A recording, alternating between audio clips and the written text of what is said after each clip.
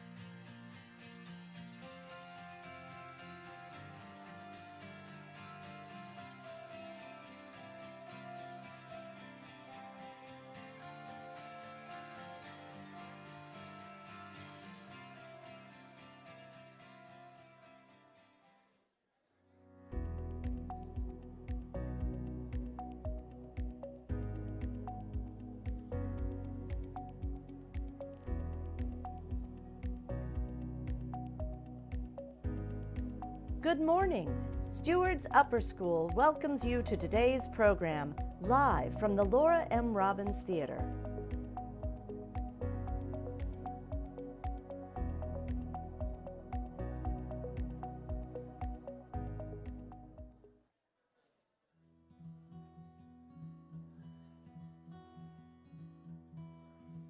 Hello, welcome to my favorite place on campus. I work here at Steward as the middle school theater teacher and the upper school public speaking teacher, and I am so excited to show you around our state-of-the-art Kramer Center and to tell you all about the opportunities that await Steward students. Named for former headmaster Paul R. Kramer, the building is one of the finest creative arts facilities in Central Virginia and includes what is considered the most attractive school-centered theater of all the public and private schools in the Richmond area. The center is home to multiple disciplines, including theater, visual arts, and music. Arts education is essential to a complete education. Whether setting the stage, striking a chord, creating a masterpiece, or simply exploring individual talents and interests, exposure to the arts develops important life skills necessary for students to succeed in academic areas and everyday life experiences. Steward's central performance space is the Laura M. Robbins Theater, a 500-seat proscenium arch theater with both upper and lower orchestra seating. The stage is 38 feet deep, featuring a sprung performance floor with stage traps, an orchestra pit lift, and 25 line sets overhead. The Robbins Theater is used for school assemblies, theater productions, and music concerts, as well as guest speakers and community performance groups. These productions provide participants with numerous opportunities to get involved on stage and behind the scenes, building and painting sets, working the soundboard and lights, and directing and assisting with makeup and costumes. The center houses a two-story, 110-seat black box theater as its intimate performing space, where theater classes in all divisions meet. Lower and middle school plays and upper school acting showcases are highlighted here. Behind the performance spaces, a scene shop and loading dock serve as the classroom for technical theater classes and are conveniently located for loading in large sets. Upstairs is the Film and Digital Photography Studios, which have a Mac computer editing lab, a traditional darkroom and workroom, and a lighting studio. There are 3 large music classrooms for instrumental and choral classes. The music program at the Steward School seeks to deepen students' understanding of and love for music through a wide range of offerings. The Kramer Center offers a unique art studio for each division of the school, with resources for lower school activities, drawing and painting, sculpture and ceramics, a kiln room, and an outdoor workspace. By providing our students with multiple creative outlets, we seek to nurture talents, build confidence, and help students discover passions.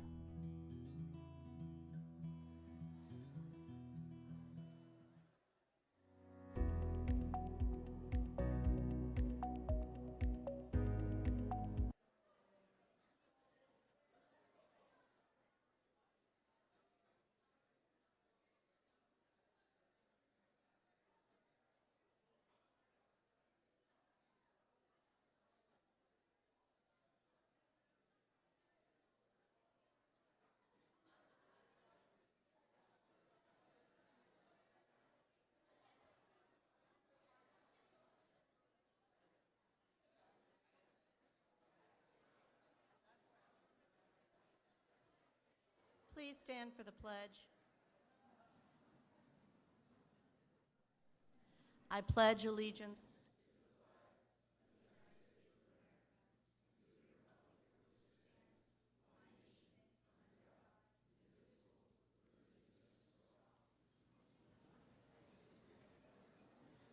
Good morning, everyone. I hope you had a nice weekend. Once again, I'm Susan Sanford, and along with Melissa Freed, I am the teacher of public speaking here at the Steward School. Welcome to our Senior Speeches 23. Thank you to all of our esteemed guests for joining us here in the audience, and to those of you joining us at home through live stream. We have a wonderful group of speeches for you today, so let's get right to it. We are going to be hearing from Adia Uratha, Molly Goldberg, Max Keeling, Chris Diaz, Alyssa Morgan, Sam Roberson, Taven Smith, Marcus Andriano, and Mike Moore.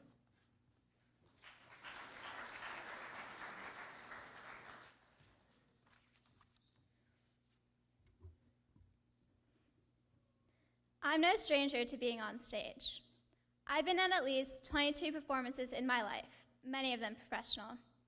Having been with the Richmond Ballet since I was 3, even being the lead in their Nutcracker twice, I've had a lot of memorable experiences in the dance world. During big performances, I would fixate on trying to remember everything about each of them. I've since learned that being in every moment, rather than trying to frame them for the future, makes the memories better. My first year in the Nutcracker, no surprise, I was the shortest cast member. I was a black lamb, given to the smallest student performing.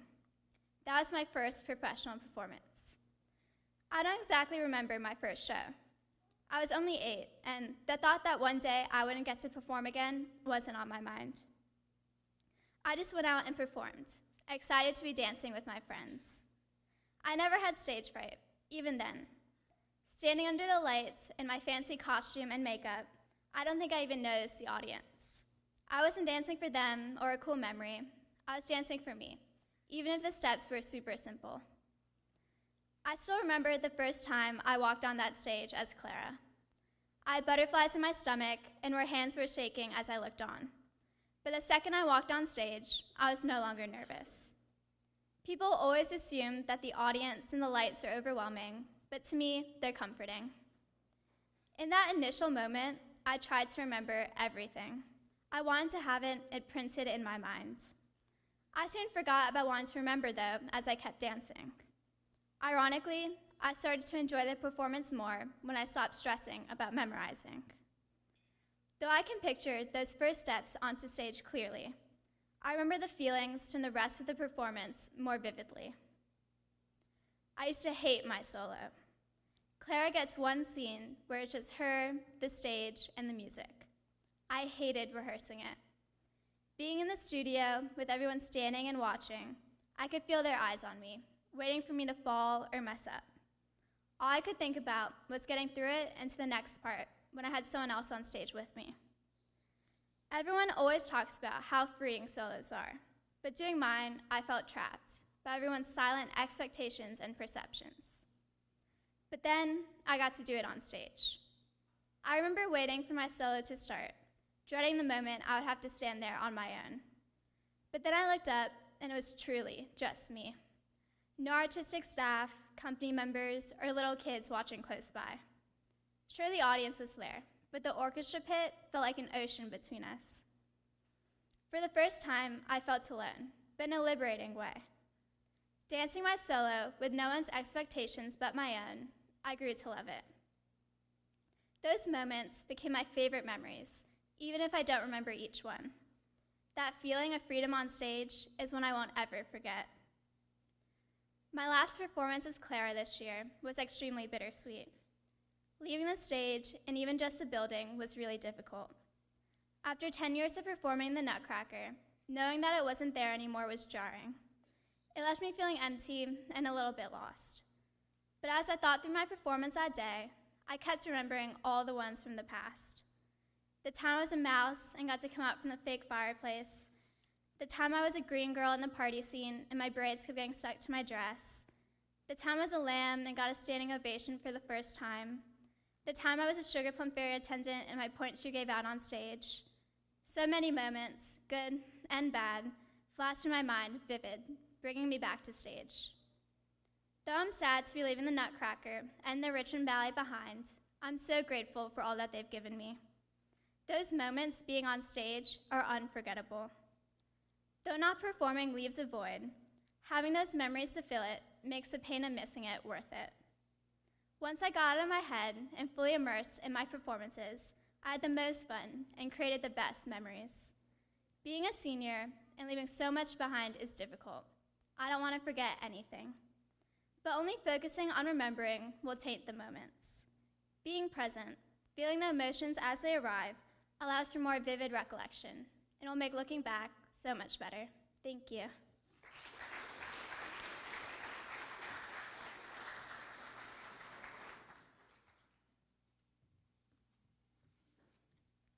Imagine you are stuck 18 feet below ground in a smelly sewer pipe in the pitch black with no way out. The only sounds you can hear are the wind above you and the water you're wading around in. My friends and I are always out on an adventure, whether it's driving 2 hours just to pet alpacas or pretending to pull people over on River Road. We are always searching for something to do, even if it results in us getting a stern talking to from Mr. Groom. Although some of these adventures may seem unconventional, the memories they have supplied us with will endure for many years to come. Last year, my friends and I were exploring the land behind Caitlin's house when we came across a sewer pipe. We had the smart idea to climb into the pipe using the unstable metal hand rods.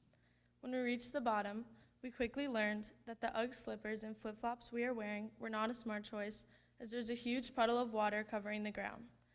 Looking around, we saw a pitch-black tunnel that went farther on than we could see and decided to investigate it. After 4 long minutes of persistent crawling through mud and rocks, we came across a room covered in graffiti and explored that area for a while. When it was time to head back to Caitlin's house, we realized the handholds we had used to climb down the pipe stopped 5 feet above our heads. We started to panic, but came up with the idea to lift Peyton up so she could reach the handholds and climb out, then help pull us up. After 15 challenging minutes, we were all successfully out of the pipe. This pipe remains to be a key hangout spot for our friend group. We even went back with spray paint cans to decorate it and the bridge above us, although that ended with Mr. Groom forcing us to clean it all off. Another great idea my friends and I have had is the time we took my dad's brand new jet ski tubing, even though it is not made for towing and can only hold 3 people. We set off, with Caitlin, Julian, and Tommy on the tube, and Belle, Colin, and me on the jet ski. As I started to accelerate into a turn, we quickly realized the jet ski cannot handle the weight, and in just 3 seconds, we'd entirely flipped over, leaving Belle, Colin, and me completely underwater. When we came up for air, the jet ski was flipped upside down and extremely heavy to lift right side up. It took a while, but with the help of all 6 of us, we managed to get the jet ski upright. Apparently, we did not learn our lesson the first time and tried again, but ended up right back in the water. My neighbors, who were sitting on their dock, were watching with a mixture of confusion and laughter. Cullen, who was wearing boots and the only pair of clothes he brought, was forced to borrow my dad's underwear. Another one of my favorite adventures is driving 2 hours to an alpaca farm in the Northern Neck. Not only have we done this drive over 6 times, but we've now become good friends with the farmer. Last year, we randomly came across this farm while driving to a beach. When we saw the 20 alpacas staring at us, we decided to get out and look around. Upon getting out, we tried to climb the fence to ride the alpacas, but an alpaca named Liam spat in Caitlin's face and she screamed. That's when the farmer approached us. At first, we were nervous. He was a tall, toothless man holding a rusty shovel, and we were 4 young girls alone in the middle of nowhere. He invited us in to get a closer look at the animals, so naturally we followed. He led us into this windowless barn structure in the back of the farm. As the door clanked shut, we thought we were being kidnapped, but it turns out he was showing us the storage room for the alpaca wool. He even let us feed the animals and play with the baby goats. We soon realized he was a friendly man and befriended him. This farm has given us many good laughs and scares, such as the time Payne's car got stuck in the mud so deep the mud covered half of her tires, but our good friend the farmer came to the rescue and helped tow her car out of the mud. Or the time we hopped the fence in an area we thought was empty, but it turned out to be a pen for territorial rams, forcing us to sprint across the field. Through these experiences, I've learned to take the unexpected with an open mind.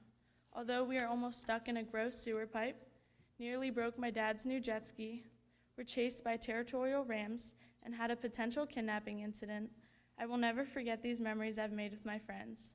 I also learned that not all strange situations have a bad ending, but maybe my friends and I should think things through a little bit better.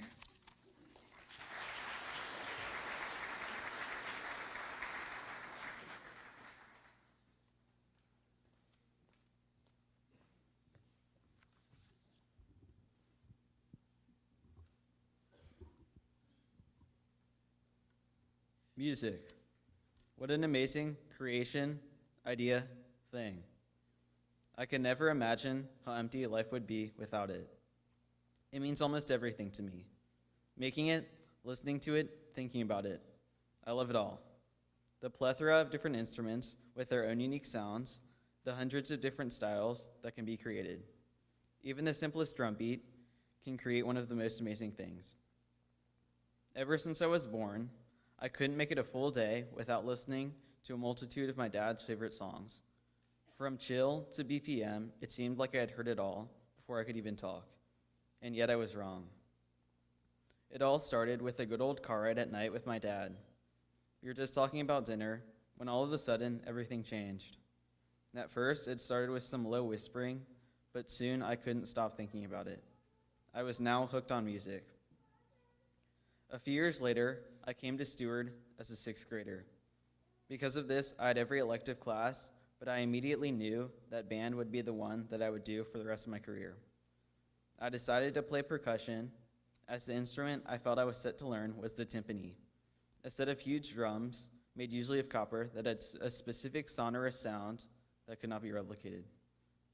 It was my dream, but of course, I had to build my way up there first, which began in 7th grade with the bell set, a simple xylophone. It's very loud. I played them all through band. They were fun, but got boring quickly. So when I learned that I would be allowed to play an actual percussion instrument in 8th grade, I was ecstatic. The cymbals, the triangle, the glockenspiel, the gong, all of it was so new, and it seemed like there was a huge weight added to my 8th grade repertoire.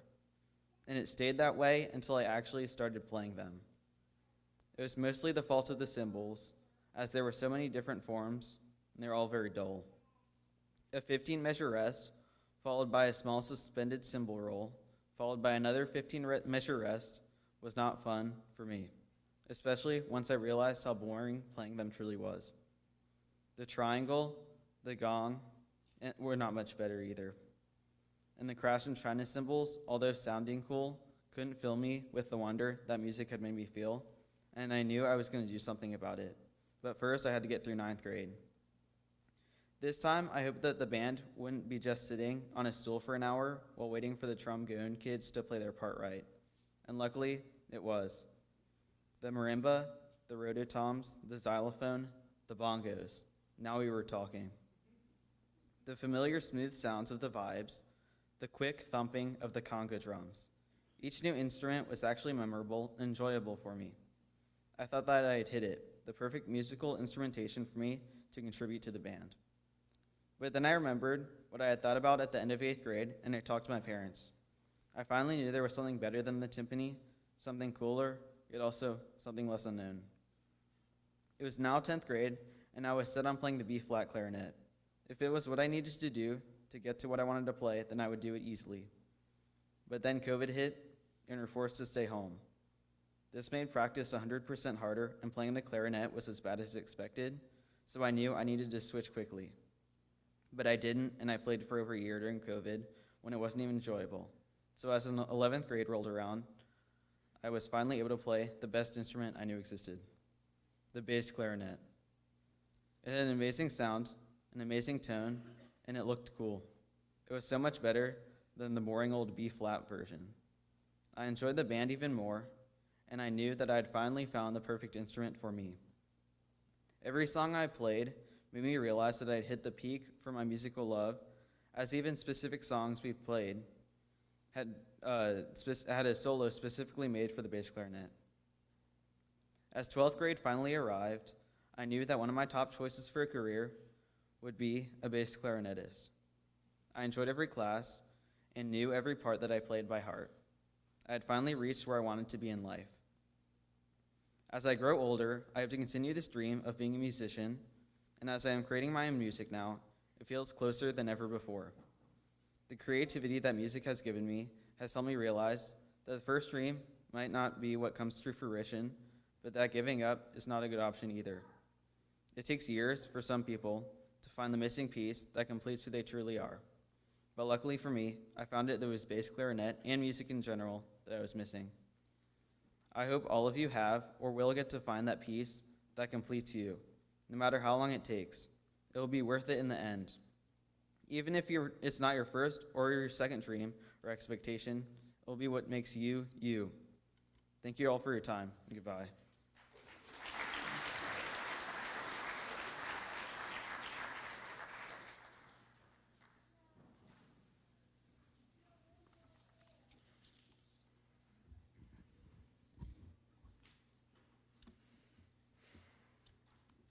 Hello, I'm Chris Diaz, and I work at Chick-fil-A. I work in the back of house, meaning I spend most of my day in the kitchen. I've spent countless nights in the kitchen working with delicious food that we serve and the amazing people that work there. I've worked at Chick-fil-A for over a year and a half now, and throughout that time, I've learned the value of teamwork, the characteristics of a good worker, the value of good communication skills, have had some fun nights, and have made some good friends. Now, teamwork is a very important thing at Chick-fil-A. When I first started, I struggled a lot. I was slow and not very efficient in my work. But throughout the year and a half that I've worked there, many people have taught me how to be better at my job, including David, Christian, and Christian. Yes, there are a lot of Chris's that work in the kitchen. They taught me that without teamwork, the kitchen doesn't function as it should. Now, working in the kitchen, I do many things, varying from breading the chicken to making fries. Now, speaking of making fries, that's what I spend most of my time doing in the kitchen. You may not be aware, but making those delicious waffle fries is the second most stressful job in the kitchen, as it is always rolling because almost every meal comes with fries, and everyone wants a meal and not just the entree. Fries are even worse when there's even the slightest hold on anything else coming from the front or the back, as there is a finite space to making it, so there's only a certain amount of boxed fries you can have ready at one time. Then the baggers take them all, leaving you frantically trying to catch up. But as I said, I spend most of my time doing fries, so I've learned how to handle myself when it comes to stressful fry emergencies. There have been many fun nights of listening to loud music after we've closed and while we clean the kitchen. One night, one of my coworkers bet that I couldn't throw a football, and I took him up on that bet. We went outside after finishing cleaning the kitchen, and he pulled the football out of his trunk. Him, I, and a few others threw the ball back and forth for about an hour. And keep in mind, this was from 12:30 a.m. to 1:30 a.m. So you could say my aunt was pretty mad when I got home at nearly 2 a.m. One of my good friends that I've made in the kitchen is Christian Finney. He and I have shared many struggles in the kitchen. Going through those hard times, we were able to become good friends fast.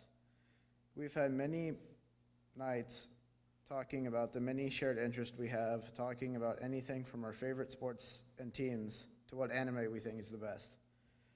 Despite all the good times I've had working at Chick-fil-A, there have been some rough times.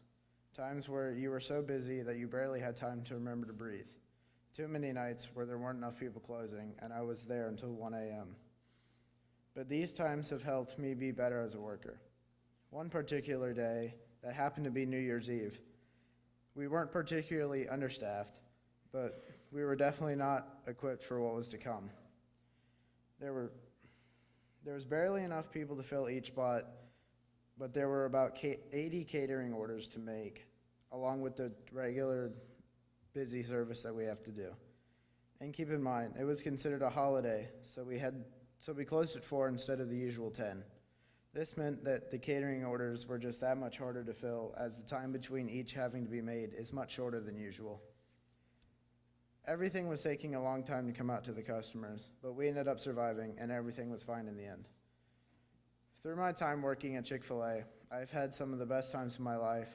Going off to college next year, I will miss the time that I've spent at Chick-fil-A, but I will always be thankful for my job for giving me the fun time and experiences that I've had and the person it has helped me become. Thank you for your attention, and it was my pleasure to speak to you this morning.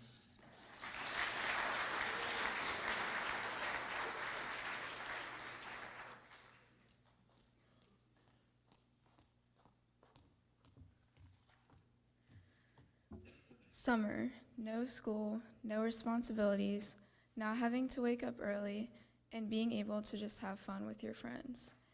In my opinion, summer is the best season of the year. I get to basically spend my time doing whatever I want with nice and hot weather to go along with it. However, after a while, I seemed to feel like I was just sitting around most of the time. I got bored fast and definitely wasn't going to start my summer work anytime soon. So in the spring of 2021, I decided to get lifeguard certified for the upcoming summer. Now, some of you may wonder why I chose lifeguarding out of all the other jobs I could have chosen that didn't require me to be responsible for someone's life. If I'm being honest, I chose lifeguarding to solely get really tan and make money. But most importantly, get tan. However, this job has become much more than that. I have made so many unforgettable memories throughout my years of lifeguarding that have made me the person I am today. It all started when I took a 3-day-long certification class. I was not excited to have to spend my entire weekend training and having to learn about things that were entirely new to me. Not to mention we had to swim and do different drills in an outdoor pool in the middle of March. The instructors said the pool was heated, but it definitely was not. I practically froze to death during the multiple hours we spent each day training. After 2 long days of complete torture, the final test was given to us to complete. I worked through the test carefully to make sure I had all the right answers. After I handed it over to my instructor to check, I felt so relieved and happy that I finished. But sadly, it was not over for me. In a matter of minutes, I was told that I had failed the final test. My instructors told me that I had to come back the next day and retake the same test. I was not happy about this. The last thing I wanted to do was come back after 3 days of already being there. Luckily, the second time I passed and finally became lifeguard certified. At first, I was absolutely terrified to start my first day on the job. This was my first ever job. Not only that, but if someone was in danger, I would be the one responsible to save them. However, after a couple weeks of getting used to it, I realized that it wasn't so scary after all. I started to form connections with my coworkers and it became more enjoyable. The best shifts were the days when it stormed. Whenever this happened, we were able to close the pool and hang out in the clubhouse until the storm passed. There was one day where me and 2 of my coworkers got paid to spend an entire day sitting in the clubhouse because no one had showed up to the pool. We decided to blast music the entire time, and we each DoorDashed a bunch of food for ourselves. By the time our 10-hour shift had ended, we had eaten half the ice cream in the freezer. Although I wish all days were rainy days so we wouldn't have to work, the days where it was hot and sunny were still just as much fun. During the shifts when it wasn't crowded, me and my coworkers would go down the slide more times than I could count. Sometimes we would all go down together, which always resulted in all of us trampling one another when we got to the bottom. There was one time where there was no one at the pool for the first 5 hours of the day, so we went into the basement and collected as many floats as we could. We gathered the floats at the top of the slide and started going down the slide on all the floats. After about an hour of doing this, we noticed that some of the floats started deflating. So we quickly put everything back in the basement and went down the slide on the lifeguard tubes instead. We started to become hungry, so we decided to DoorDash food again. These were only a few of the many memories that I had made at my lifeguarding job. I'm so glad that I chose to spend my summer lifeguarding because I wouldn't have met so many new people and been able to make the fun memories that I had made. Initially, I was so afraid to become a lifeguard, but I realized that it was all in my head. After getting to know the job better and gaining more experiences, it wasn't that bad after all. Taking the opportunity to get myself out there made my summer much more enjoyable. I know that each year I will always look forward to spending my summer lifeguarding.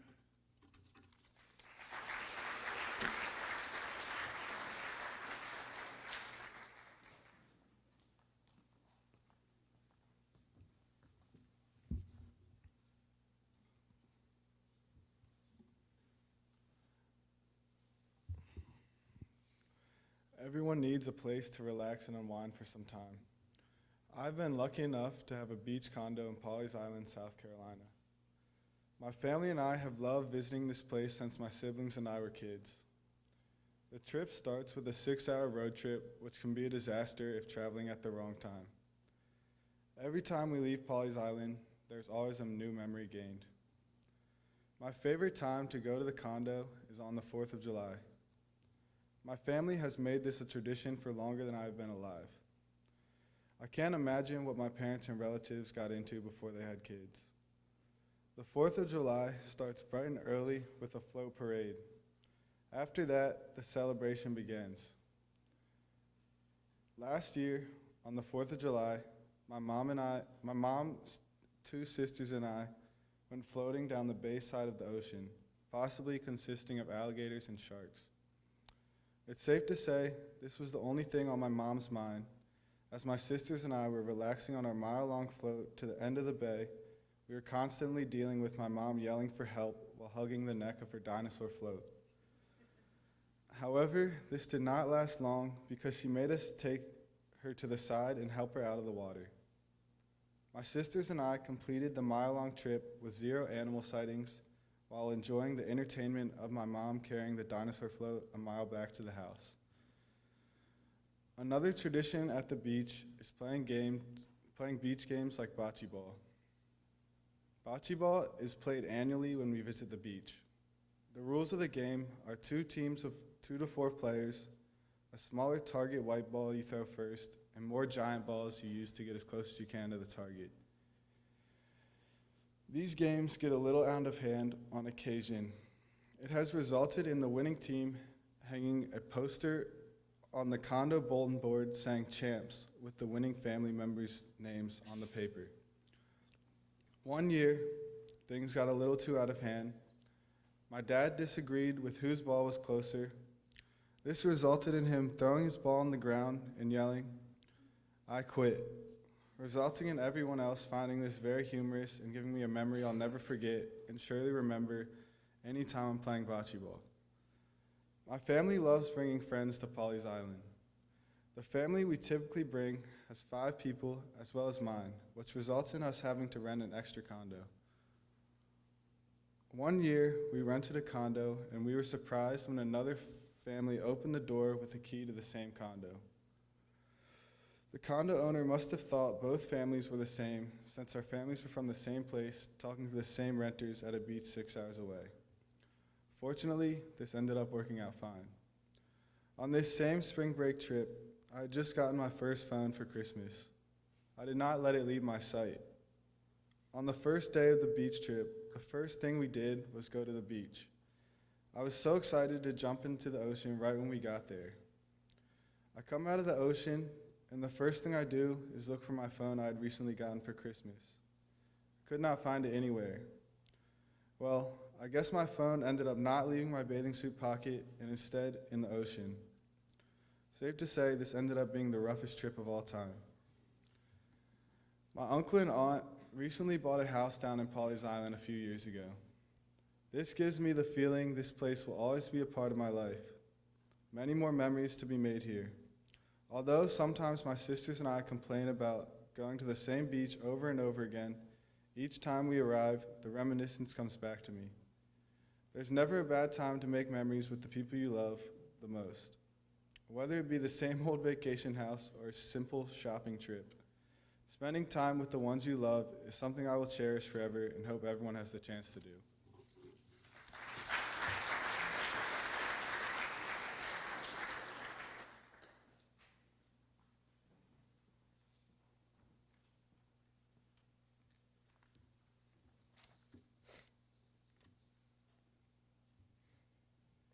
I'll be honest. It was very difficult for me to come up with the topic of what my speech is going to be. After careful consideration, I realized, and most of you probably could have guessed, that basketball was most important to me, but also my dad and little brother. Without basketball and these two, I have no idea where I'd be today. I was about 8 years old when I played my first basketball game at the YMCA. When the game started, I may have airballed my first shot, but I knew right away that this sport was something I'd love for the rest of my life. As I was growing up, my dad became a huge part of my basketball journey. When I told my dad that basketball was something I wanted to pursue and be the best I could be at, he asked me, "Are you sure this is something you want to seriously pursue? Because I can help you get there, but it won't be pretty." After he said this, it sort of scared me a little bit, but I thought to myself, how bad can my dad really get? And man, was I all the way wrong about how bad he could get. When I thought about it though, there was no one that was more perfect to help me reach my goals because he had quite literally been where I want to go now. He had played Division I basketball and knew exactly what it took to become one of the best basketball players you can be. After I realized this, I was prepared to learn all I could from him. Throughout all of my middle school years, my dad had pushed me every day and we went to the gym almost every day of the year, sometimes twice a day. He gave me the occasional Sunday off, but I always thought to myself that he only gave me those Sundays off so he could sit on the couch all day, watch football, and obsess over his fantasy football team. Once I got to high school, my dad had begun to ease off how hard he pushed me, but at this point, the work ethic my dad had drilled into me just wouldn't go away. It got to a point where I would start to feel guilty if there was a day that I didn't try to better myself. Basketball had become a sort of stress reliever for me. Whenever I was stressed with schoolwork, I'd go shoot. I'm having relationship problems, I'm definitely going to the gym. Whenever I was just frustrated with family or just life in general, I would go to the gym and shoot. Doing this always made me feel better in life, and I have no idea what I would do without this way for me to de-stress. After a while, my brother had started to notice I was leaving the house a lot more since I could drive. He would always ask me where I was going all the time. Every time I told him, I'm just going to shoot, which would both clear my head and make me a knockdown shooter once it came game time. I noticed him becoming more and more curious about what exactly I did when I went to the gym. One day, he finally asked me if he could come with me to work out, and I was genuinely surprised, since my brother was more of the stay-at-home, play video games, and binge movie or TV shows type of person. Even though I was surprised, I was also excited that my brother was so interested in something that I love and being able to show and share this experience with him. When me and my brother arrived to the gym, I told him to change into his gym clothes while I set up the speaker to play the greatest artist to ever live while we worked out, the Champagne Papi, Drake. After I finally had my playlist set up on the speaker, me and my brother were properly stretched, it was time to really put him to the test and start our workout. Since it was just the two of us, I just doubled the normal amount of shooting that I would do alone. By the time we had finished shooting, it had only been about an hour and a half, but my brother would tell you that it felt like we were shooting for 3 hours. He told me that he felt like his arm was going to fall off. I laughed at this and told him, "You were the one who asked me if you could come," and we both began to laugh together. I told him since he came with me and even finished the workout, I would take him to his favorite fast food spot, Wendy's. His face lit up when I told him this, and he was so excited to go. After I paid for his food and we were on our way home, he told me that despite feeling like his arm was going to fall off, he had fun shooting and working out with me. He even said that he was going to try out for his JV team at school that year. That's how much he enjoyed playing basketball with me. I was so happy to have shared something I love with my little brother and him showing so much interest. I told him that I would be at every game I could come to if he made the JV team.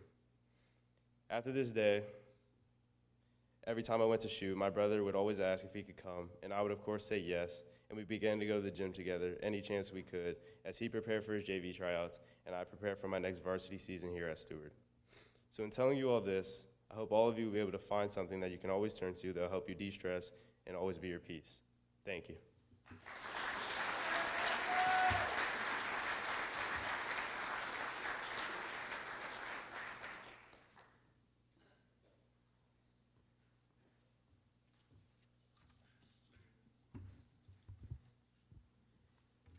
Good morning.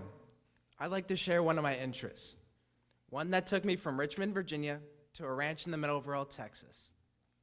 My interest is that I like presidential history. I'm not exactly sure what started this interest in presidents, but has actually triggered some unique adventures around the country. Now, bear with me on this one, because this story may start a little weird. But today, I'm going to share what I've learned visiting the burial sites of our United States presidents. This all started a long time ago in a galaxy far, far away. A pandemic hit. As we all know, living during a pandemic disrupts a lot of things, including my family's traditional trip to Europe. After learning on Zoom and destroying brain cells playing 2K with Cole Tyler, who was bricking every shot, I knew I had to do something else with my time. I just didn't know what. That's when my mom gave me a book called The President is Dead. Who would have thought reading a book about dead presidents would spark an idea? Specifically, what if I visited every single presidential burial site? What if I did something interesting and different during this really weird time? That's exactly what I did. Travel around the country, coast to coast, from the cornfields of Iowa to the hills of California to the skyscrapers of New York. One of my favorite sites was in Vermont. I went there with my cousin from the north, Cooper. I think majority of the senior boys have met through Xbox. We visited the burial site of Calvin Coolidge, our 30th president. Vermont has a lot of trees, like maple, birch, and pine. They really do love their trees.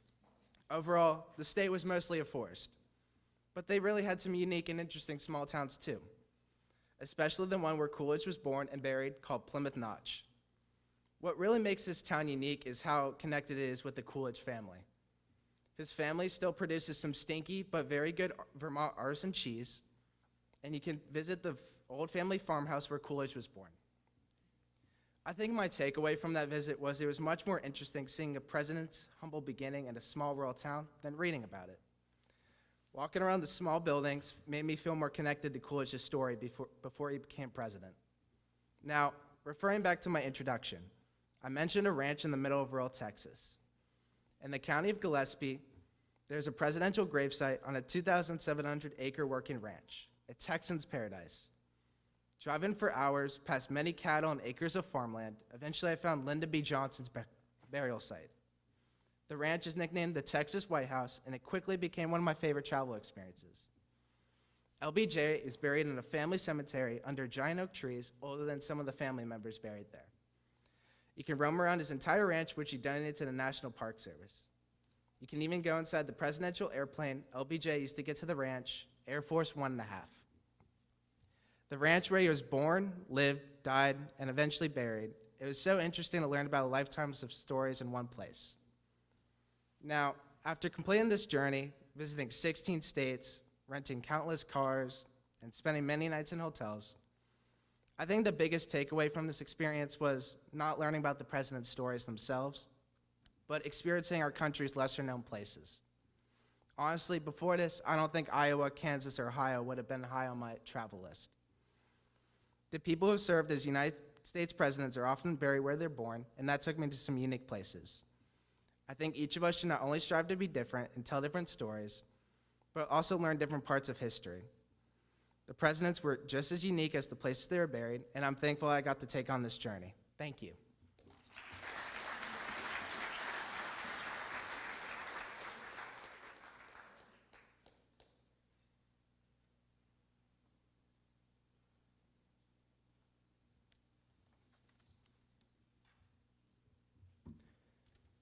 After living all 18 years of my life in Virginia, my family and I will be moving to Wesley Chapel, Florida this coming summer.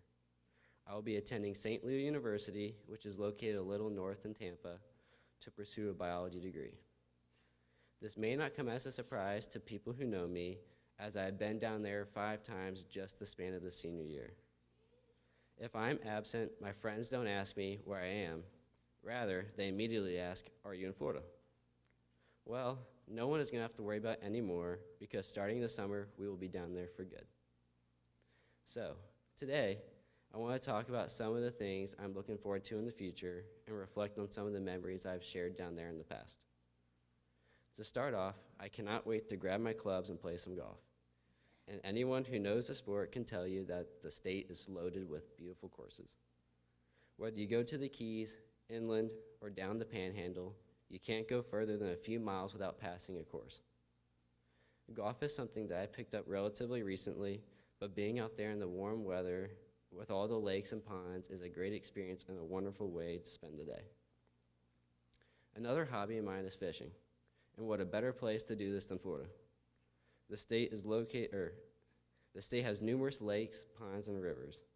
Plus, Florida's coastline consists of 1,350 miles. I have fished in Florida many times, but the best part is that there are so many different kinds of fish to catch. My favorites include mahi-mahi, redfish, snook, and grouper. However, as I reflect on all the fishing trips I've taken in the past down there, one of my personal favorites that comes to mind took place in Everglades City. My dad and I went to the local dock, and the star of the experience, we hooked into a good-sized cobia. Let's just say by the end of the fight, not only did we lose the fish, but we also lost the pole.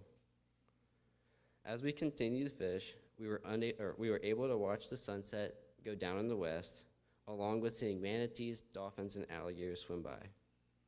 Later on, we hooked into something else to my surprise.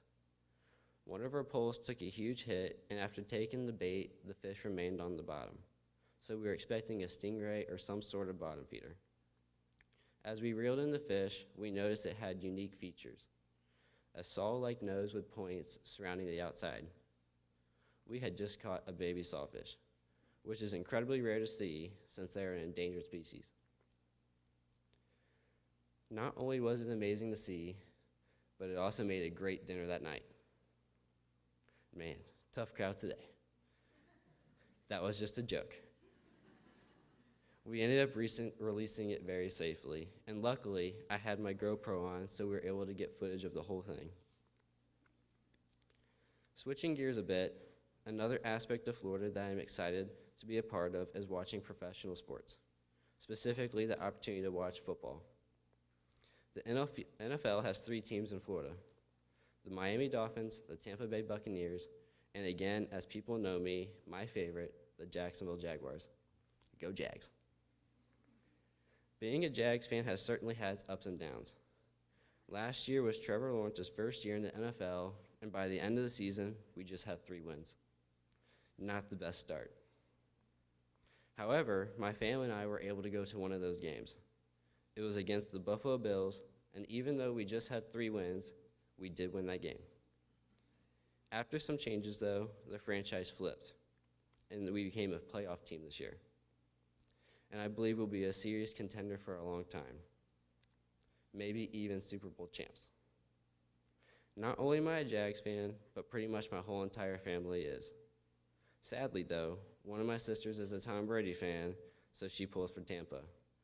But I'm sure with some recent news of his retirement, she will see the light and come around and leave the Bucks because the Jags are where it's at. These past 18 years here in Virginia have been amazing, but I can't wait to see what my future looks like as a new resident and college student in the state of Florida. Thank you.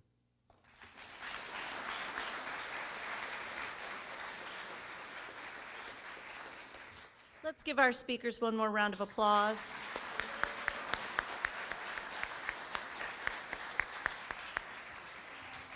Thank you all so much for your kind attention. Thank you to our guests for joining us, and we'll see you tomorrow morning.